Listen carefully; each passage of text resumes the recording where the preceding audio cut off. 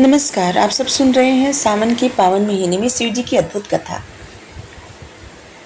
जब इंद्रमणि अपने पुत्र अरिंदम को राजपाट सौंप करके स्वयं तप करने वन को चले गए तो अरिंदम सिंहासन पर बैठने के साथ प्रजा को एक आज्ञा दे दी कि सब लोग रात में प्रतिदिन शिवालय में दीपक जलाएं। यदि कोई इस आज्ञा को नहीं मानेगा तो उसका सिर धड़ से अलग कर दिया जाएगा। ऐसी आज्ञा राज्य भर में समस्त शिवालय में प्रकाश से जगमगा उठी। इस आज्ञा के कारण राज्य भर के समस्त शिवालय प्रकाश से जगमगा उठे। दीर्घकाल तक वह राज्य का सुख भोग कर शिवलोक को चला गया। फिर ब्रह्मा जी कहते हैं, हे नारद, शिव जी की थोड़ी सेवा करने से बहुत फल मिलता है और फलदायक प्रमाणित भी हुआ है। यज्ञदत्त के पुत्र गुणनिधि का यह चरित्र जो कोई भी सुनेगा उसकी समस्त मनोकामनाएं पूर्ण होंगी और उसको बड़ा संतोष प्राप्त होगा। अब तुम मेरे मानस पुत्र पुलस्त्य का हाल सुनो। मेरे पहले कल्प से मेरे मानस पुत्र पुलस्त्य से विश्रवा का जन्म हुआ, जिसके यहाँ एक वैश्रवण नाम का पुत्र हुआ, जिसने भगवान श्री सदाशिव का उग्र तप किया। उसके उग्र तप को देखकर भगवान शंकर ने प्रकट होकर उसको साक्षात दर्शन दिए। भगवान शिव शंकर को देखकर वैश्रवण ने कहा, प्रभु, आपके अपरिमित तेज को देखकर मेरे नेत्र अपने आप बंद होते जा रहे हैं, अतः मुझको इतनी सामर्थ्य दीजिए कि मैं आपके चरणों का दर्शन कर सकूं। यह वैश्रवण यज्ञदत्त का पुत्र गुणनिधि ही था। भगवान श्री सदाशिव ने गुणनिधि को भक्तिपूर्वक बात सुनकर उसके मस्तक पर हाथ फेरा और प्रभु के कृपा से हाथ फेरते ही गुणनिधि में दिव्य तेज करने की शक्ति आ गई। उसने भगवान श्री सदाशिव के साथ भगवती शिवा को देखा तो सोचने लगा, यह गुणवती तथा रूपवती कौन है जो अकारण ही मन को मोहित करती है। यह बड़ी सौभाग्यवती है जो भगवान की इतने निकट रहती है। इसके माता पिता धन्य है जिन्होंने ऐसी रूपवती कन्या को जन्म दिया। इस प्रकार बार बार विचार करते हुए राजा वैश्रवण ने भगवती शिवा को कुदृष्टि से देखा। पार्वती जी को कुदृष्टि से देखते ही उसका बायां नेत्र फूट गया।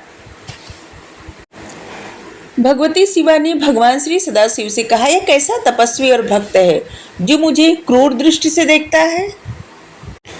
भगवती शिवा की बात सुनकर श्री सदाशिव ने कहा, हे देवी, इस तपस्वी ने बड़ा उग्र तप किया है, इसलिए इसका अविश्वास करना ठीक नहीं है। यह तुम्हारा पुत्र है, अतः यह तुम्हें क्रूर दृष्टि से नहीं देख सकता, अपितु यह तो तुम्हारी तपस्या की सराहना कर रहा था, अतः इसे निधियों का स्वामी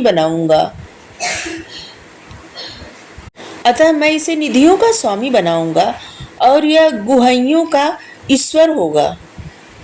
इतना कहकर भगवान श्री सदाशिव ने वैश्रवण से कहा, वत्स, तुम क्या चाहते हो? जो इच्छा हो सो वर मांगो। मेरे आशीर्वाद से तुम वसुओं के स्वामी होगे। तुम राजाओं के, विद्याधरों के साथ साथ किन्नरों के स्वामी होंगे। इसके पश्चात हम तुम दोनों मित्र रूप से कैलाश पर जाकर निवास करेंगे। अब तुम भगवती शिवा के चरणों में नतमस्तक होकर क्षमा की याचना करो। यह तुम पर दया करके तुमको मानसिक पाए से मुक्त कर देगी। इसके पश्चात उन्होंने भगवती श्री शिवा से कहा, प्रिय तपस्विनी, इस अपने अग्रज पुत्र पर प्रसन्न हो। भगवान श्री सदाशिव की बात सुनकर अपना क्रोध शांत किया और कहा, पुत्र, अब से तुम मेरे पुत्र हुए। शिव की भांति मैं भी तुम पर दयालु हूँ। अब से तुम्हारा नाम कुबेर होगा। तुम्हारा स्थापित किया हुआ यह शिवलिंग सिद्धियों को देने वाला होगा। वही गुणनिधि बाद में कुबेर बनते हैं और पूजन करने से पापों को नष्ट और मोक्ष देने वाला होगा।